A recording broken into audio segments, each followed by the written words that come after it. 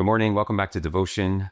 This week we are looking at passages of scripture that are very popular and are typically taken out of context. And so what we're trying to do is put them back in context so that we can get their proper meaning. Today we are looking at Romans 8:28. And we know that for those who love God, all things work together for good, for those who are called according to his purpose. Now, that is a very popular verse. I'm sure you've heard it before. And in my opinion, a lot of times people use that verse, especially in situations where they're feeling compassionate or empathetic towards someone, but they don't know what to say. So they kind of use this verse as like a coverall or a blanket to bring comfort. The use of this verse out of its context can actually be very misleading, which could lead to a lot of confusion, misunderstanding, and even anger, pain. And the reason is that when you read this line outside of its context, in essence, what we're saying to someone else when we use this scripture, or even if we use it on ourselves, is it's all going to work out. And while that sounds good, it's just not true. I mean, read the book. There are so many instances, I would say more instances where things didn't work out than when they did work out. And someone who's had two chronically ill children, one who passed away, one who went through cancer treatment and is doing better now, I can attest to that firsthand. So many people would always say, quote this scripture, but in essence, what they were saying was, don't worry, like kind of trying to calm my fears because all things work together for the good for those who love God or are called according to his purpose. And while I appreciate the sentiment of that, like people trying to encourage me or say something that's going to make me feel better, it gets lost in translation. Meaning that if I was to say this to you and you're in the midst of something tragic, one of your children is terminally ill, and I quote this at you, the thing is that what you're going to hear in what I'm saying is, oh, he's going to be okay. My child's going to be okay. But that's not always the case.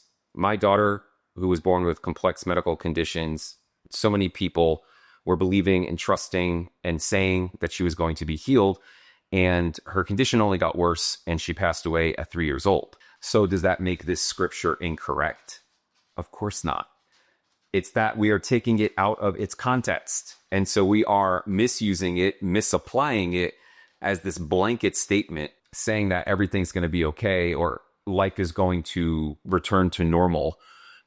Which in many cases is not the reality. Life does not return to normal. Even if the person does get better, it's still a new reality that you're having to walk through. Okay, so to set the large context for this, Paul's obviously right into the church in Rome. And in this chapter in particular, he is talking about life in the spirit, about not satisfying the flesh, about learning to walk in step with the spirit. And then he goes into the future glory of what we're all yearning for. This is where he talks about all of creation is groaning, yearning for redemption. And so he is talking about living in the spirit. And then he's talking about the current reality in which we all live in, which is a reality of injustice, pain, suffering, sickness. Things are not as they should be. And so all of creation is crying out and groaning for things to be made right. He then goes away from creation and he talks about us, the church, God's people.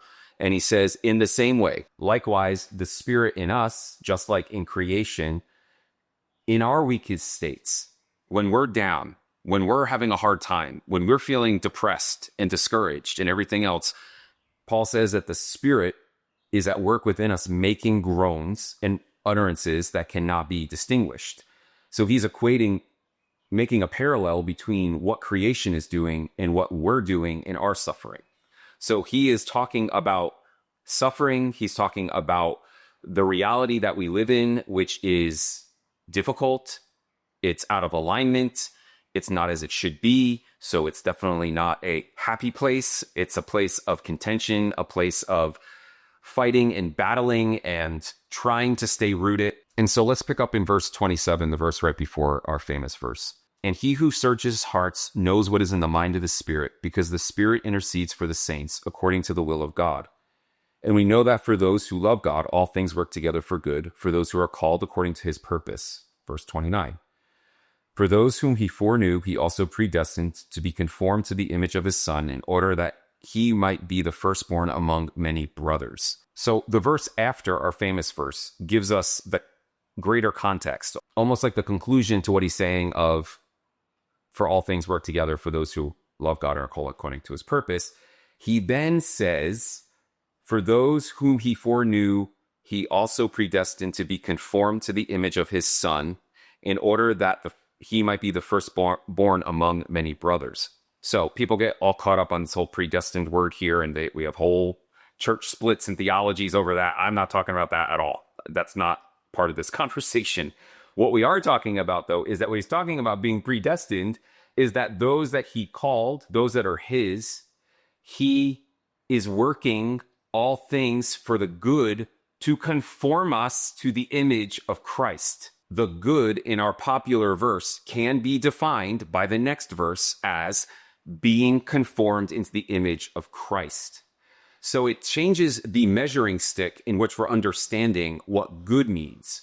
We think good means the situation is going to work out, my kid's going to be healed, I'm going to get the promotion at work, everything's just going to come through and things are going to be fine. That's not what he's saying is good. He's defining good as being conformed to Christ. So what that encouragement is intended to do and to be is to be a theological anchor in the midst of suffering. Not a feel-good blanket statement that we just use to anyone who's going through something, giving them, in essence, a half-truth that it's all just going to be fine. No, the good is that in the midst of suffering, in the midst of groaning, in the midst of waiting for redemption, God will use every last bit of pain, injustice, suffering, whatever it is, for your good. Meaning that he will use it to continue to conform you to the image of Christ. And in my opinion, that is way more solid, way more grounding than everything's going to be okay. And why is that? It's because what he's talking about here is an eternal truth. It's not predicated on the circumstances of my life or what's going on or not going on. It is a truth that lives beyond this reality, that this reality actually cannot touch. Whether in sickness, health, death, life, it does not matter. This truth remains. And the reason why the alternative, the popular way it's used and applied in many, many situations is not solid is because it is based on this reality. It's based on things working out. No matter what the situation is, if we define good by that situation working out, we're always going to be disappointed on one level or another. It's very shifty. It's very sand-like. Whereas the eternal truth of the good meaning being conformed into the image of Christ, that is like a rock. That's immovable. And that will sustain. So there's another popular scripture that I have heard taken out of context a lot, even in my younger years when I was a child and a teenager. That's in essence how it was used among the community of people I was raised in.